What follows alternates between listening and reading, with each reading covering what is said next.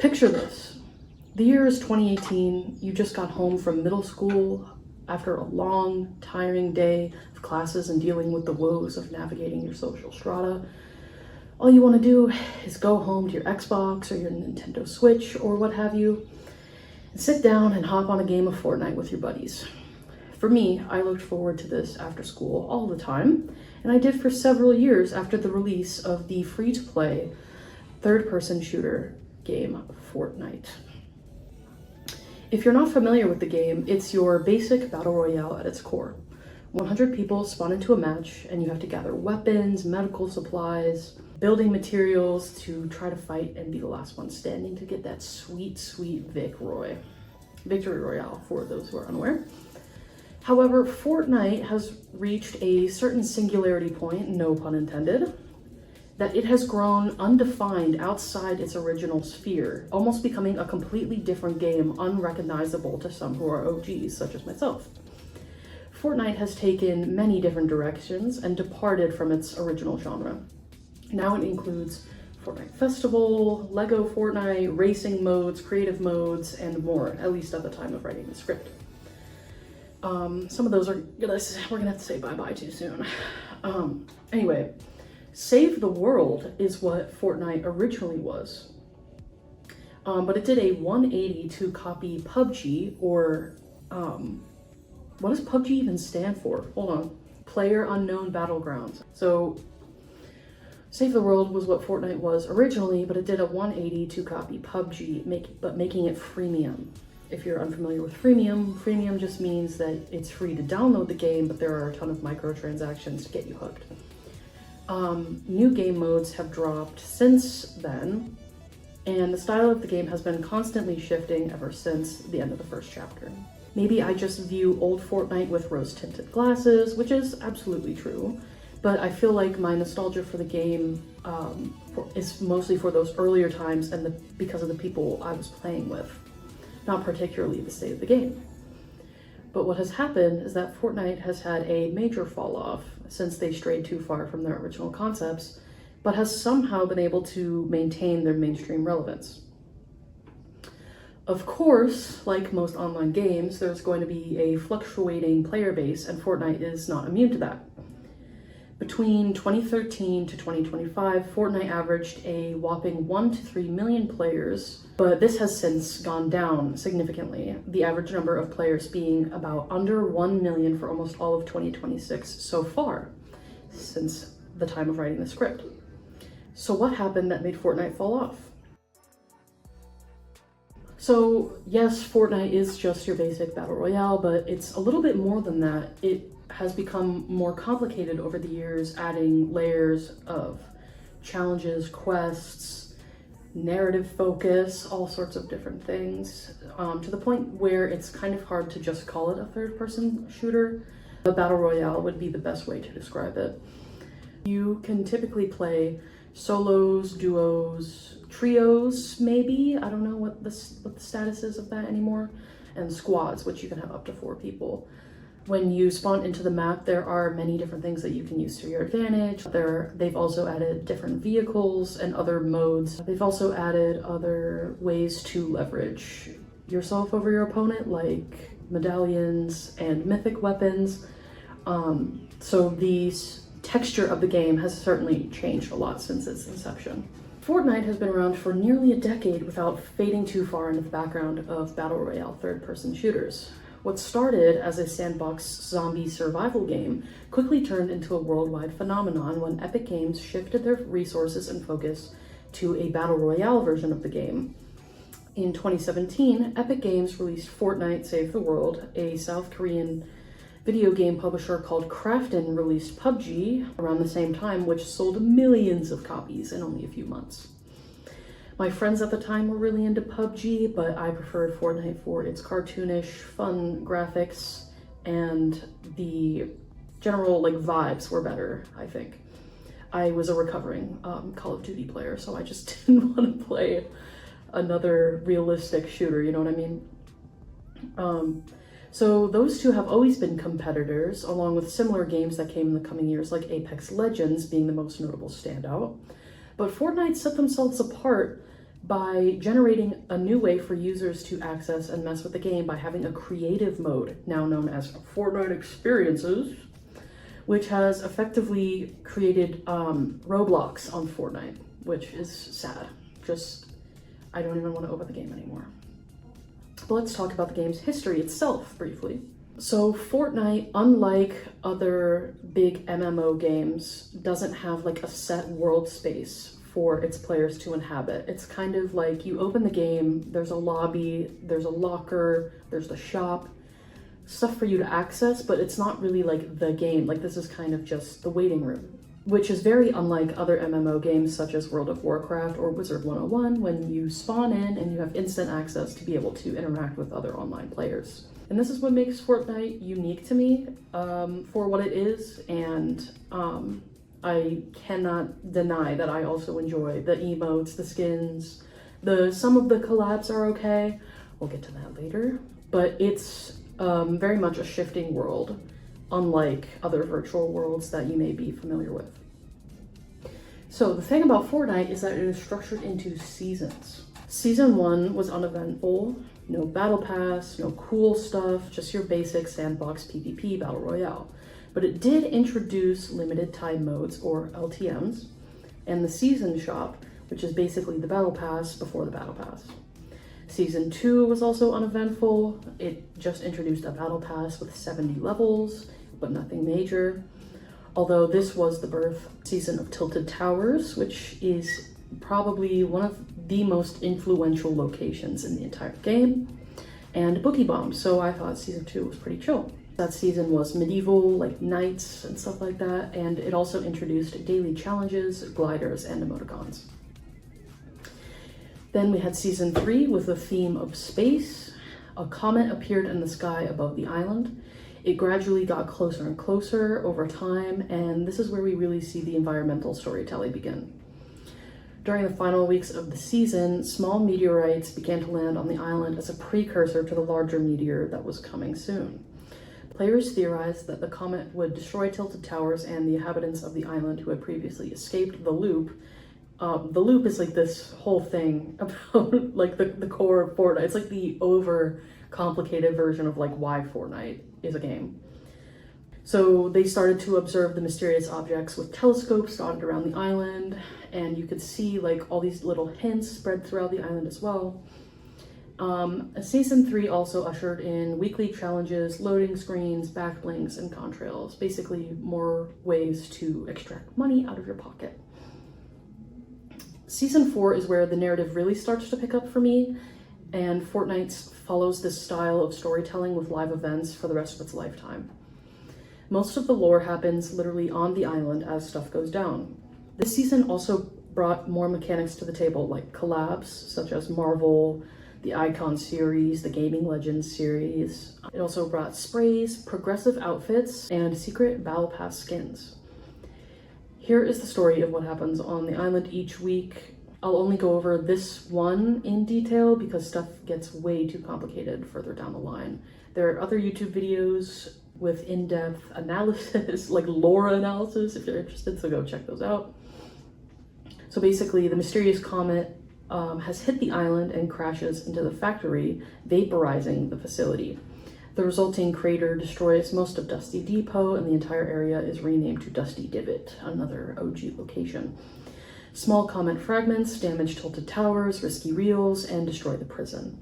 The government arrives and sets up a research facility in the Divot, examining a large and mysterious comet rocket in the center, constructing a large building around it to shield it from prying eyes. Government cars and trucks also arrive at each of the smaller craters dotted around the island and study the mysterious hop rocks, rocks that you can actually like consume in game to give a low gravity effect.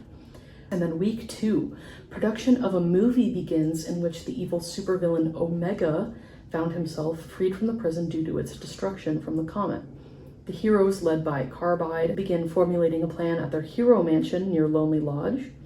In his villain lair, Omega began to assemble an army of augmented soldiers for a final battle with the superheroes, taking place in Tilted Towers. A movie set was built at Moisty Mire for filming, and the hero mansion and villain lair were also constructed. However, the villain layer itself actually contained what was thought to be a rocket prop for Omega's sinister intentions, but which played a major role in the lore in the later weeks of the season. Then weeks 3 and 4, nothing interesting happened. Week 5, we find out that the production of the movie is complete. Week 6, the government collects up all the hop rocks and transport them to the villain layer. Not long after, they drill through the comet rock at Dusty Divot and reveal the visitor's pod. It seems as if the meteor was actually a method of transportation that the visitor used to get to the island. The seemingly hostile individual visitor broke out of his pod and trashed the research facility, escaping to the villain layer, which already contained all the hop rocks assembled by the government. The visitor proceeded to modify a fake prop rocket in the layer and allow it to channel the 0-point field and began fueling it with hop rocks. In week 8, the rocket took off from the villain layer, leaving behind a thick trail of smoke as it ascended into the sky. Once reaching a high altitude, the rocket shut off its engines and stalled in the air before plummeting back down toward the island. The visitor could be heard saying 0-point oscillator on, setting coordinates, engaging quantum field accelerator. So very, very movie-like. Week 9. The rocket activated a laser that pointed directly at Tilted Towers and boosted towards the location. However, before it could hit, the rocket temporarily opened a sideways rift between two realities. The rocket went through the rift and boosted out of another one over Moisty Myers, flying around the island to enter another rift near Snobby Shores. Finally, the rocket boosted out of another rift at Loot Lake and accelerated into the sky, blasting through space-time and created a giant rift in the sky known as the Sideways Rift. This rift did not close and instead slowly grew over the days until Season 5 began. So week 10, the final week of Season 4. As the Sideways Rift continued to grow, smaller rifts began opening around the island, rifting different objects from the island. Most famously, the Der Burger rifted and appeared in the real world in a remote part of the California desert. It was guarded by a group of unknown agents, like cosplayer people. Sand started to leak from the Sideways Rift. Rifts began bringing objects from different realities into the island, like a ship, dinosaur bones, and a wagon. That's pretty much the story of Season 4, and one of the, this is basically as far as Fortnite goes when it comes to original concepts. That is not to say that it is any good though. Things get really messy after Season 10, but let's just go over the rest of the seasons. Season 5 brought in the free weekly challenges and toys. The theme was Worlds Collide, so following up after previous season. Season 6 was Darkness, which also introduced music, pets, and cube monsters. And I believe it was season 5 or 6 where I started to play, or at least had gotten awareness of the game. Season 7. That's why he's the GOAT! The GOAT! The best season of all time, Season 7. It was winter themed, and Fortnite also introduced planes, mythic items, wraps, animated loading screens, and also the release of the titular Fortnite creative mode. Season 8 was pirate themed, adding party assist challenges and treasure maps, animated sprays, and traversal emotes. Season 9 was themed after the future, adding dual wielding harvesting tools and fort bites, this like cool collectible challenge that you could do by finding pieces scattered across the map to build an image that was crucial to solving like the mystery of the season. It also brought animated emoticons and animated wraps. And finally, Season 10 or Season X was the time travel season that brought the giftable battle passes and fan-made loading screens. And this is truly where things become more convoluted, because after the end of Season X, chapters become a new temporal function. At the end of Season X, there was an event which ended the entire Fortnite world. Like, the whole world was wiped out, getting sucked into a black hole of all things, rendering the game unplayable for at least 36 hours, and I'm sure I felt each and every one of those 36 hours as painfully as possible as a teenager back then. But those 36 hours were some of the most entertaining, even though the game was down, because people were online like hyping this crap up. Like, it was insane. And there were also like random numbers appearing on the black screen as well. So like, okay, what? So I remember like texting with my friend who was monitoring. We would take turns, like shifts, to watch the black hole, see what happened. And there were theorists on YouTube and Twitter and everywhere trying to piece together the story before it even came out. Like imagine 14-year-old me seeing the number 69 on a blank screen in Fortnite and not trying to meme it. But once the servers came back on, which were typically early in the morning, I would get up at like 4 a.m. on every new season so I could play immediately. Chapter 2, Season 1 was in full effect. It ushered in a completely new era of the game with a new map, new art style, and new models, swimming mechanics with boats, XP coins, synced emotes, and free pass missions. Also, starting in late Chapter 1, I noticed that seasons started to get longer than 10 weeks. And I believe this to be because more people were actually beginning to play and required more time to finish objectives and collect all the rewards. So they wanted to give people ample time to actually complete what was offered. And I appreciated this a lot because I'm employed. Chapter 2, Season 2 was spies versus agent themed. It was very entertaining. It introduced several awesome new additions, like dedicated rooms for the Battle Pass skins, something never seen before, something I didn't even like conceptualize to be a thing for a Battle Royale shooter. There were also spy-themed LTMs, forged cosmetics, so you could like pick and choose the details of the outfit that you were crafting over a period of time. They also brought artificial intelligence like NPCs onto the map. So there were bosses and henchmen and allegiant choices for outfit styles, surfing gliders, and golden agent styles. So like Fortnite was like here, and now Fortnite's like up here after chapter 2, or I mean chapter 2. Then summer 2020 had flooded the island, creating like a, I don't know exactly how to describe it, like a beach themed kind of. So this was Chapter 2, Season 3. It introduced drivable cars and gas and punch cards, although those were only implemented for a few seasons. Chapter 2, Season 4 was Marvel themed, and I would argue this is where things really get to pick up with collabs. Like collabs were coming in a lot more often than they were prior, because this entire season was based off of Marvel. It brought outfit exclusive cosmetics, which I dislike, special superpowers that you could collect in game, and a comic that told the lore of Marvel characters coming to the Fortnite universe. Chapter 2, Season 5 brought back the 0 point, which is like the Fortnite main energy source, though the main theme was desert hunters. This season replaced challenges and missions with quests and brought in NPCs that you could interact with in the game, and sometimes even had voice lines.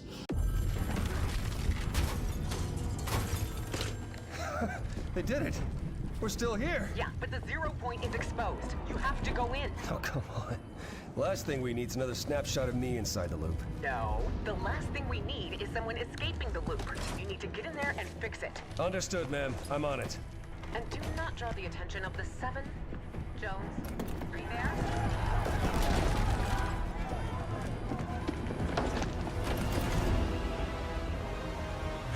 I just need to stabilize the 0 point and reseal the bridge, but not let anyone escape. Easy, right? Okay. Locate the best hunters across all realities. Signatures triangulated and defined. Execute. This better work.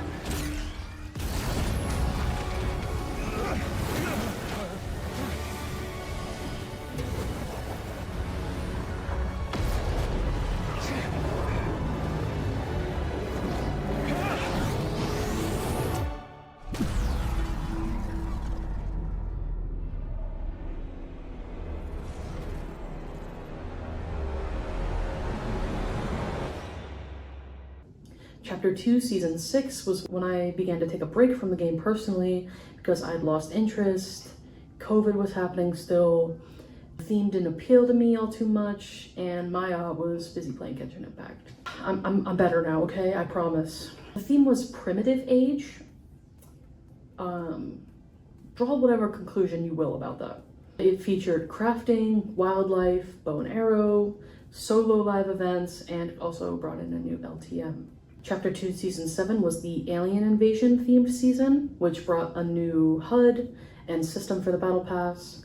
There was a new discovery menu with community created and Epic made games for creative. So players were beginning to get more involved behind the scenes, creating more like minigame style stuff or just Roblox style games basically, but situated using Unreal Engine. Finally, Chapter 2, Season 8 was the Cube Corruption, which showcased a scary sideways dimension.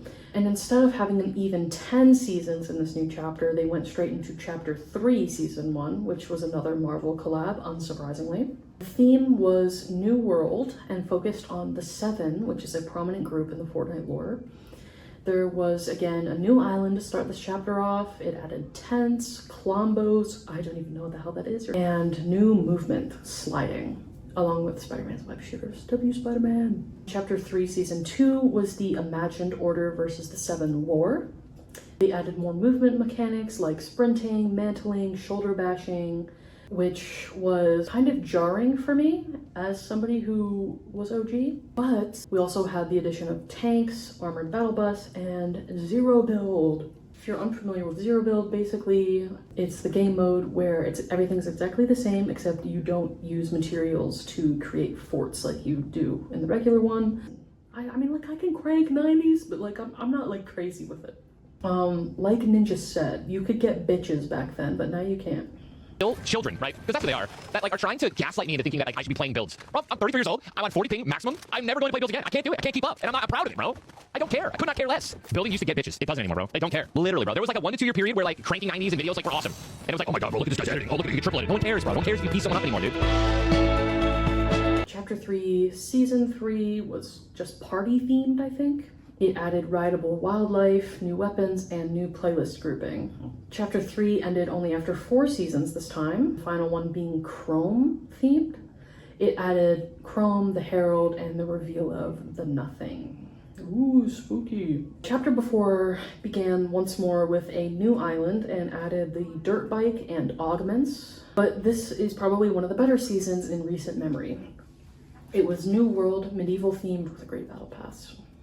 Chapter 4, Season 2 was Neo Tokyo themed, adding new weapons, locations, and a rail grinding mechanic, and also finally adding ranked game modes. Chapter 4, Season 3 was jungle themed, adding rideable raptors and a mud mechanic. I legitimately only played this season to get Optimus Prime and Bumblebee, I'm not gonna cap.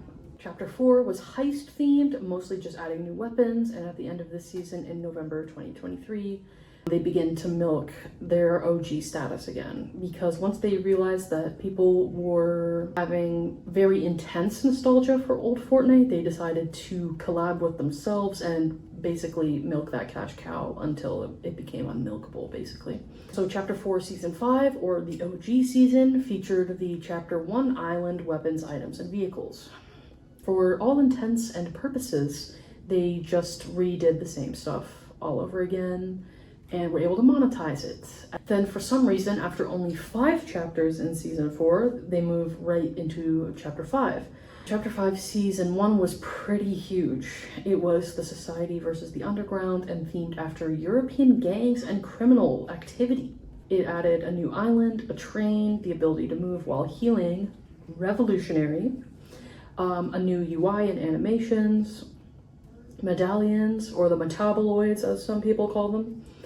My favorite collab in this season was the Teenage Mutant Ninja Turtles seasons, absolutely goated. It was also the triple release of 3 new facets of Fortnite. We get Lego Fortnite, Rocket Racing, and Fortnite Festival, which we will get into later. Chapter 5 Season 2 was a fantabulous time to be playing the game, being Greek mythology themed, and I'm a Greek mythology glazer, so of course I was going to play this season. It introduced weapon bunkers, or shutters, new weapons, and quest job boards to earn some extra in-game virtual money. They did not cook here. This outfit sucks ass. Chapter 5 Season 3 was post-apocalypse themed with custom vehicles now.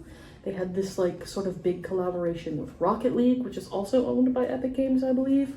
It added Nitro, new challenges, service stations, music contrails, and a new game mode called Reload, which I think was fairly popular for what I found to be a frankly uninteresting concept. Basically, you can load in, and if you died during a certain time and you waited, you could get revived and continue playing the game. Chapter 5, Season 4 was another Marvel collab. Nothing huge though, besides map changes and adding ranked reload. However, bosses could be player controlled, which was a little different. Finally, Chapter 5 ended in Season 5 with what was essentially a Chapter 2 remix. It was rap music themed, bringing back the Chapter 2 map, weapons, items, and vehicles, and added beat-synced emotes and kicks. And I believe this is where we begin to see this trend of adding a lot of items that are like highly investable, like items that you would think that you wouldn't need, but it's like, it looks cool, and it's like a extra cosmetic that I could add, and it only costs like 500 V-Bucks, so I might as well. Stuff kind of like that to kind of like seep into your brain to try to get you to spend more money, but at least that's how I view it. But then we get Chapter 6 Season 1, which was kicked off with a traditional Japan-themed new island, most notably added wall running, rolling, boons, and sprites.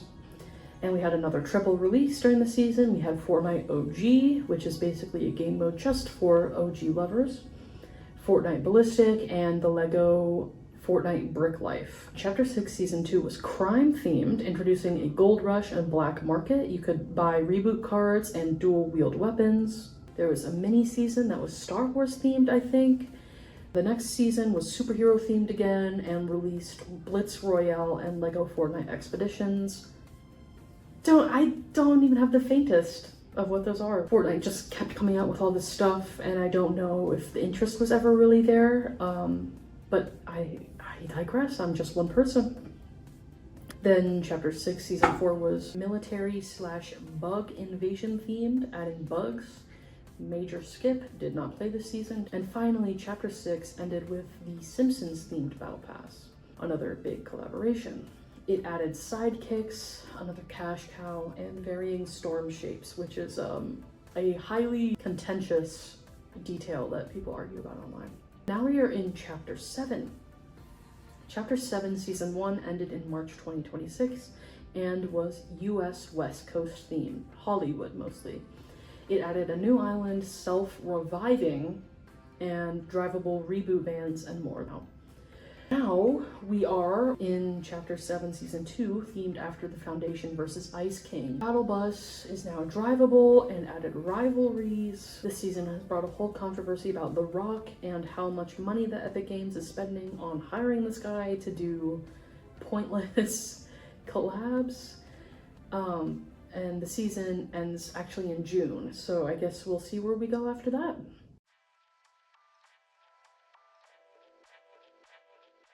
Fortnite's prime. What made it so good? Yes, Fortnite has had a big falling off lately, but there was a time. There was a time, wasn't there? There was a time when the hype was worldwide, content creators were on top of the lore and the story, immersing themselves and their viewers in the island. They were pumping out content every week, a really quality live service game that we don't really see too often. But what was it about the Fortnite culture that made it so appealing? I would argue that from the birth of Fortnite to about Chapter 2 Season 5 was the prime, with maybe a couple other good eggs sprinkled in afterwards.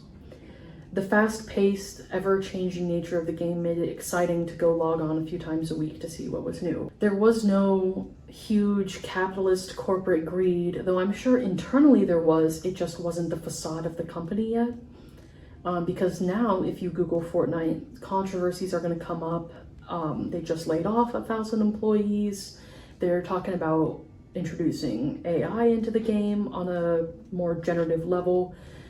Just generally stuff that you don't want to be seeing for a game that you've loved for nearly a decade. While I would argue that 90% of the reason that the past was so good, hindsight is 2020, And the people I was playing with made the time so special.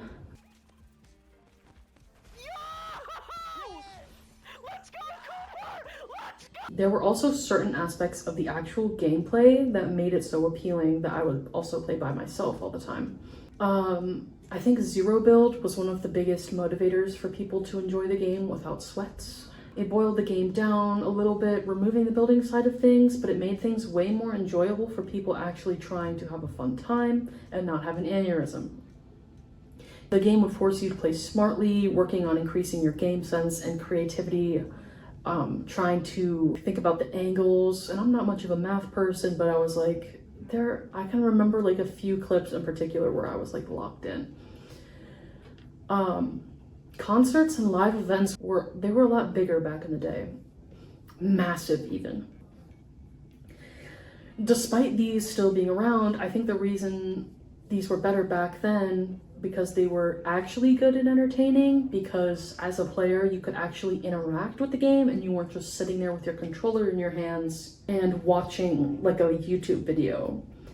I remember there was one live event, I believe it was season 7, where players were given the opportunity to choose what item was coming to the next season. And it's moments like these where Epic Games is like extending their hand, being like, we care about what you think, we want you to have a hand in the game that you are investing all this time into. You're giving us money. We want to extend the same sort of like courtesy. We want to hear from the player base, but that is something that you don't see as much anymore with Fortnite. I would even argue that they only listen to big creators such as Nick A40 or Nick, this guy Nick that I hear about, or like Peterbot. I don't know these people, but I know they exist, and I know that they have a lot of influence on the masses and also on apparently Epic Games, because he asked for shockwaves to be removed, and then they got removed the next season after they'd never been removed before. So draw whatever conclusion you will about that. I think also there are too many collaborations now.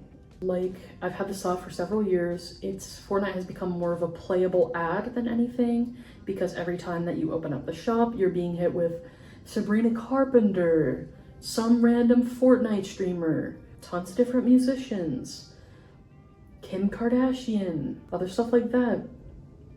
I was kind of thinking like, what changed that made like the collaborations from back then good and the ones that are bad now? Like, why do I think there's such a disparity between the past and the present? I'm now realizing that whether or not a collab is good is mostly reliant on the individual. A lot of the collabs were really strong in the beginning because they were catering towards other people who already play video games, like Master Chief, Teenage Mutant Ninja Turtles, Mortal Kombat, Marvel, DC, stuff that, you know, you could reasonably think that other gamers may migrate over to Fortnite because they have this certain thing. But I think now they're trying to cast a wider net with people like Kim Kardashian, Sabrina Carpenter, Billie Eilish. They're trying to get people who may not necessarily play video games start to play video games because of the collaboration.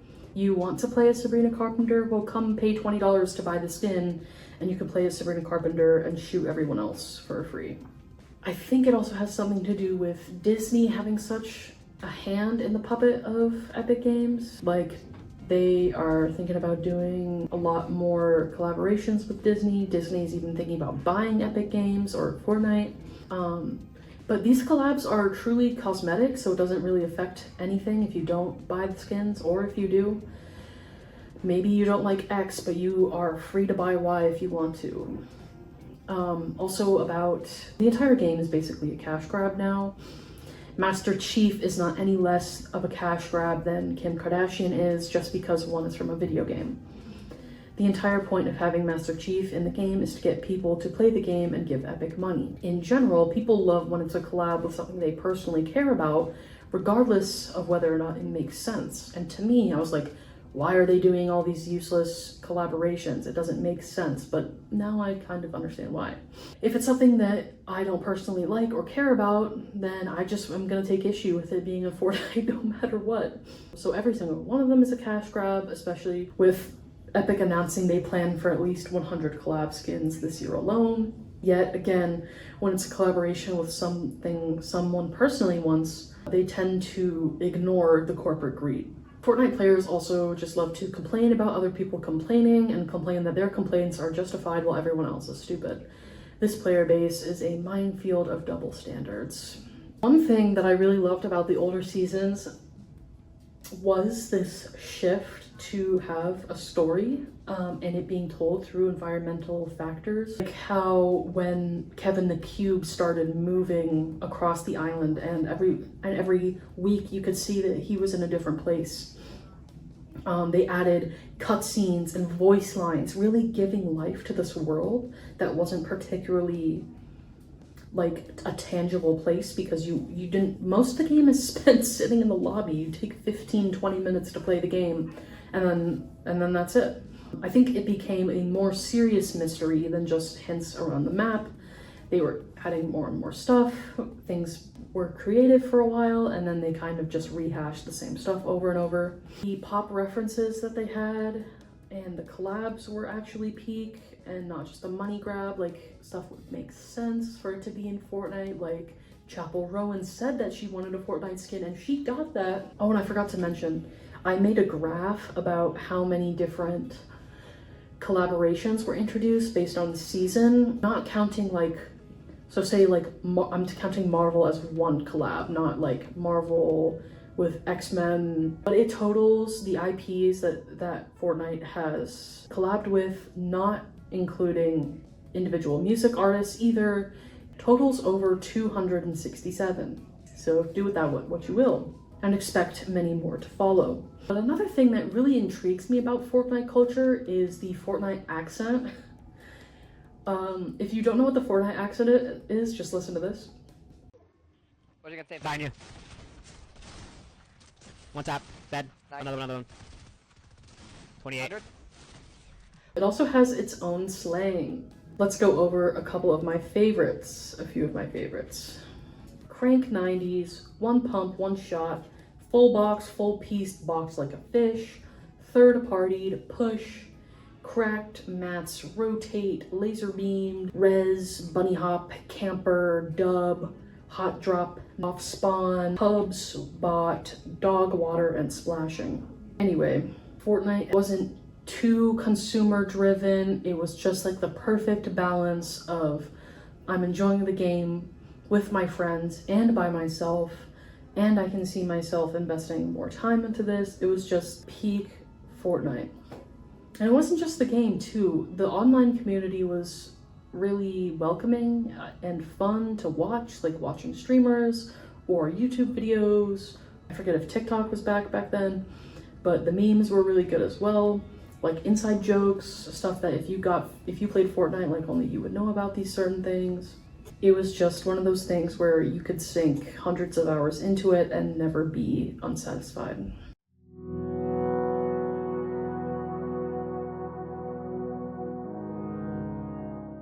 Fortnite is more than just a game. It is a digital ecosystem where environment, economics, and culture intersect. The island acts as a living laboratory where the fantastic and the horrifying merge. It is a space of radical experimentation where alien invasions or reality warping rifts are grounded in environmental storytelling. Just like tiny little details and narrative clues that set the table just before disaster.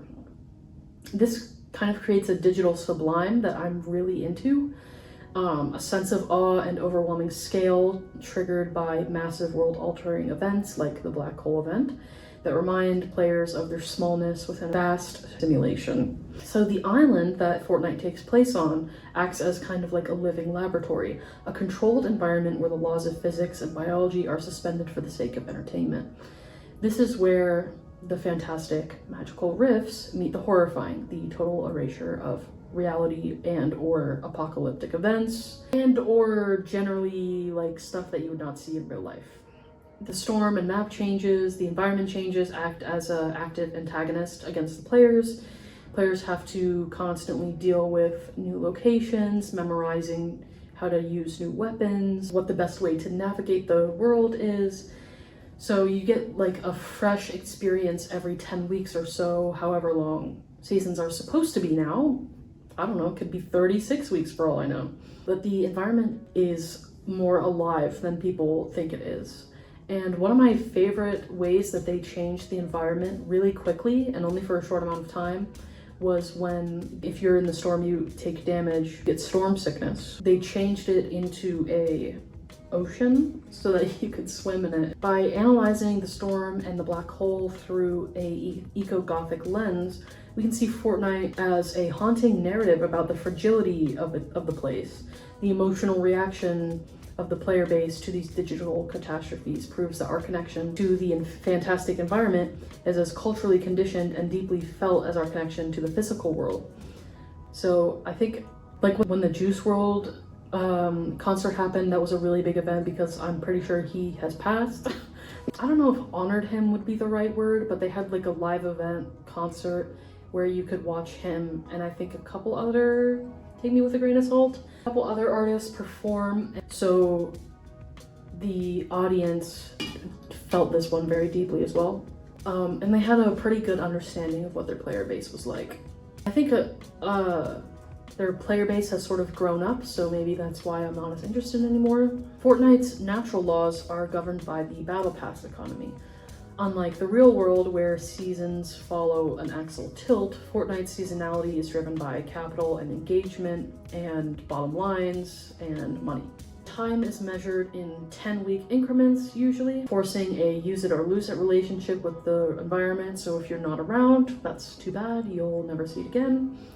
Although with Fortnite, you probably will, except for the Leon Kennedy skin. Each season brings a soft reboot of the island's ecology, making the digital landscape a site of perpetual profitable destruction and rebirth. Fortnite masters this art of narrative residue. Unlike traditional games where the world is a static backdrop, the island is a palimpsest, I think I'm pronouncing that right, a surface where new stories are written over the faded remains of the old one. So they may still be using the same tree textures and the same water texture, but it's not the same as what it was 3 seasons ago. Time is a resource. Fortnite utilizes a seasonal temporality.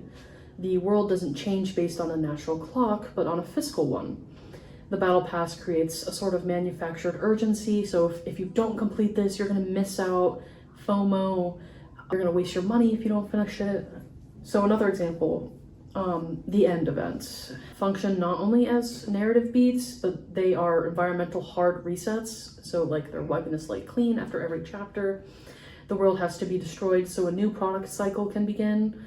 Although I'm not exactly sure if that conforms to the real Fortnite lore. The temporality of the game is circular and extractive. You have a certain amount of time to harvest the current environment before it is literally sucked into a black hole to make room for new content. Switching gears here, Fortnite presents a sanitized version of gender equality through its skin system. Because hitboxes must remain consistent for competitive integrity, -1 skin. Male and female avatars occupy the same physical space and possess the same capabilities. There are high-tier Battle Pass skins such as Lux, the Cube Queen, but unlike early 2000s gaming, these characters aren't sidekicks, they are the alpha of their respective seasons. So every 100th level skin is, if you're wearing that, that means that you're a grinder, like you've been here, you're a real one. However, from an eco-media perspective, this equality is also a form of standardization. Gender becomes just a cosmetic layer over a uniform, militarized body. And then going back to the Sublime a little bit, talking about live events like the Black Hole and Galactus' invasion, there is transcendence through digital destruction. While Fortnite is often dismissed as a commercial playground, its evolving map serves as a form of speculative eco-media. By subjecting players to the digital sublime, the recurring apocalyptic destruction of the world, The game mirrors real-world climate anxieties and explores how human identity persists even when our environment is rendered unstable or empty. While early Fortnite utilized the eco-gothic, leveraging the anxiety of an empty map and a closing storm, the game's recent decline stems from the death of the sublime. By replacing the terrifying mystery of the 0 point with a predictable rotation of stories and corporate skins, stuff that you can expect that's not original, the game has traded its otherworldly power for a shallow commercialism that can no longer sustain a global imagination. Brands are basically colonizing this virtual space. Holy crap, I'm in Fortnite! Oh my gosh, this is so freaking epic. Holy crap, Donald Trump! Hello, Peter. Welcome to Fortnite. Through the island setting, Fortnite functions as a global imagination of a borderless world where the constant colonization of the map by brands and diverse cultural aesthetics creates a tension between this utopian global village and a dystopian commodification of identity, ultimately reflecting contemporary anxieties regarding imperialism and social status. And talking about social status, if you're not familiar, there is sort of a skin hierarchy, like a digital class system and performative identity. Basically, Fortnite supplies you with default skins when you first download the game or make an account. Obviously, they're free skins, and a lot of people, if you wear a default skin or you don't have anything else to wear, will treat you like a default. And for kids, this is especially scathing. So if you were able to flaunt your wealth by purchasing a Fortnite skin or a pickaxe, basically, this gives you a certain one-up against other children, which creates a gap between friends. So now Fortnite is kind of suffering from this ecological collapse of too much colonization, too many collabs, and oversaturation of options and brands and skins and cosmetics that Fortnite didn't really need. Like, it introduced some good stuff at the beginning, but now we have crossed the line. Things have gone way too far.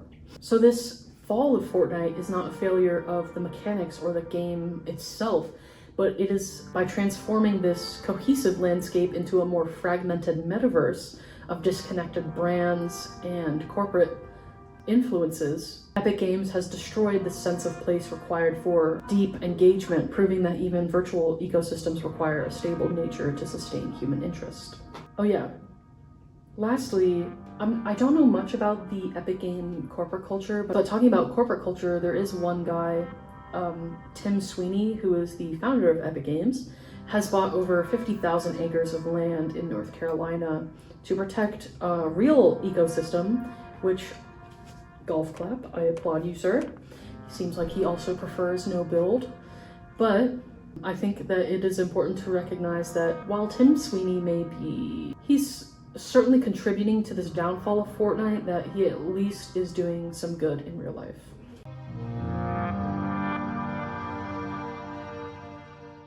Okay, moving on to talk about Fortnite's identity loss and the metaverse. So, what is metaverse or the metaculture? A metaculture is a form of cultural activity that responds to an already existing culture and is essentially parasitic or symbiotic, depending how you look on it, with the original culture. So this whole metaverse that Fortnite has introduced with connecting stories, legions of different characters, all coming together on one island over a long period of time, this has kind of strained people's ongoing interest, and overall popularity has just gone down online because it has stretched itself too thin. I would say that the creative modes, or it's going by now like Fortnite experiences now, I think. I'd say it's completely dead. You open it up and it just looks like the Roblox homepage of a 9-year-old.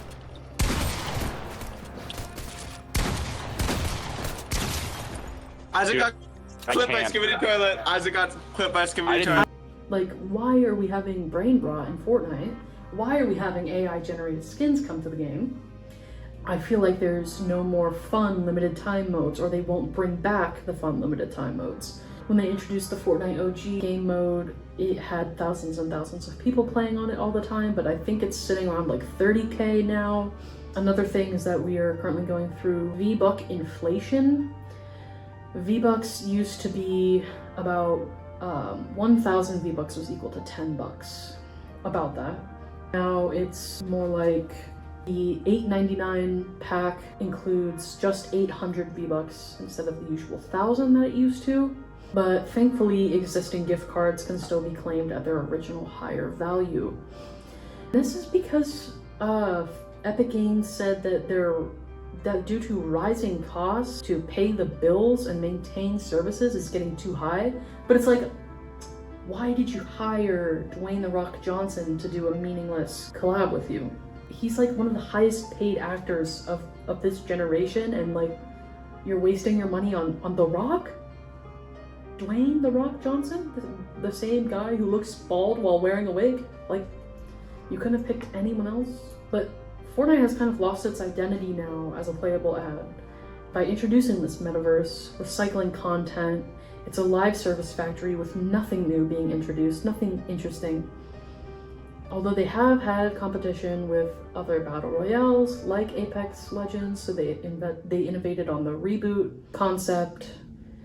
And there's just, for years, there has been oversaturation in the shop. It used to be one page with a couple different columns of items, but now it's pages and pages and pages of like shit no one wants to go through. I think back, whatever the opposite of fondly is, on the weekend incident, that guy was there for like 6 months. Gonna have to stop you there, Sam, because your phone died, so you have to re-record this whole section. Congrats. So anyway, I was talking about how Fortnite has had this loss of identity. There's no more like artistic cohesion anymore. There's no consistent art style. The ink cell shading is really off-putting. It's no longer the cartoonish fun style that it used to be. It's no longer unified. It's more like a chaotic commercial advertisement rather than like a fun, unified world. There's also a sweat culture because the skill ceiling for Fortnite is so high. The average skill level skyrocketed and makes the game feel less like a fun, mess around, hop on with your buddies type game and more like a high-stress competition that you would see more in like Apex Legends or something. There's also been this like Robloxification, Metaverse shift, farming maps, stealing assets. The Discovery tab is just flooded with low quality games, like brain rot content, stuff like this, with a like bloated ecosystem. Just too much neglected side projects. Everything's disjointed. The UI has changed quite a bit as well, especially the locker. Last time I logged on to go record a video for this video, I realized all of my locker presets had been deleted. So that really miffed me and just made me not want to play anymore. And also the removal of popular nostalgic modes like OG has been taking away the feeling of nostalgia and kind of left a more depressing feeling for OGs who felt like who now feel like the heart of the game is being actively removed. So Fortnite's loss of identity is a symptom of its success really as a live service giant in the industry. While it is arguably more popular and diverse than ever, it has sacrificed its unique, cohesive, charming world for a more corporate metaverse, giving a more fragmented experience especially to OG players, where the game itself is often lost behind its own collaborations. There's like a disparity between the weapons and the like mythics, and the mechanics shift is, while getting rid of the building isn't a huge thing for most people, a lot of people didn't like it to begin with. So while Fortnite had been originally defined by all of these fun, original, unique characters like Jonesy and the Black Knight, today battle passes most often feature like huge lists of people that you just don't even care about. Mostly Disney and anime and a few other IPs. So anyway, to wrap this up, the purpose of this video essay was to consider Fortnite through a sociological lens, reading it as a text rather than considering it just as a video game. Fortnite has always had a ton of lawsuits. How they were able to cut through Apple's App Store, 30% take, that was a huge thing. They also had a lawsuit with what was the guy's name? Like the Millie Rock creator, 2 Millie filed for copyright infringement against Fortnite for using his Millie Rock dance against his consent. But copyright laws do not cover a dance, so he lost. And to do a little bit of math, if he were to have won that lawsuit, he probably would have won about $1.5 million from the people buying that emote in the Battle Pass. Fortnite isn't really a dying game yet, but rather the inevitable friction between this pioneering giant and its aging player base. That's where it's truly dying. While its cultural grip has loosened since the golden age from 2018 to 2021, or however you want to call the golden age, the game's shift towards the creative-led metaverse and possibly moving more into AI suggests a more strategic evolution rather than a collapse. But ultimately, Fortnite didn't fail, it just became too big to fit the constraints of a competitive battle royale that many original players fell in love with. Whether or not it can reclaim its soul or become a cluttered digital theme park remains to be seen, but its legacy as a game that redefined modern live service gaming is already set in stone. Well, that about wraps it up. Thank you for listening to my yapping, and I hope you maybe learned something about Fortnite. Don't go play Fortnite, maybe spend your time and money somewhere else. Thank you for watching. Bye-bye!